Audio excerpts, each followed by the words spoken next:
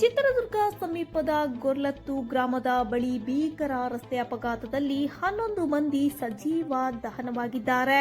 ಇನ್ನು ಚಿತ್ರದುರ್ಗ ಸಮೀಪದ ಗೊರ್ಲತ್ತು ಗ್ರಾಮದ ಬಳಿ ಬೆಂಗಳೂರಿನಿಂದ ಗೋಕರ್ಣಕ್ಕೆ ತೆರಳುತ್ತಿದ್ದ ಸ್ಲೀಪರ್ ಬಸ್ ಹಾಗೂ ಕಂಟೈನರ್ ಲಾರಿಯ ನಡುವೆ ಅಪಘಾತ ಸಂಭವಿಸಿದೆ. ಈ ಅಪಘಾತದಲ್ಲಿ ಸ್ಲೀಪರ್ ಬಸ್ ಹೊತ್ತಿಯುರಿದ ಕಾರಣ 11 ಮಂದಿ ಸಜೀವ ದಹನವಾಗಿದ್ದಾರೆ.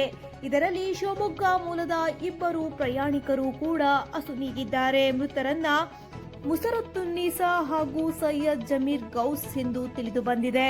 ಈ ಕುರಿತಾದ ಮಾಹಿತಿಯು ಗುರುವಾರ ಬೆಳಗ್ಗೆ 8:30 ಸುಮಾರಿಗೆ ಲಭ್ಯವಾಗಿದೆ.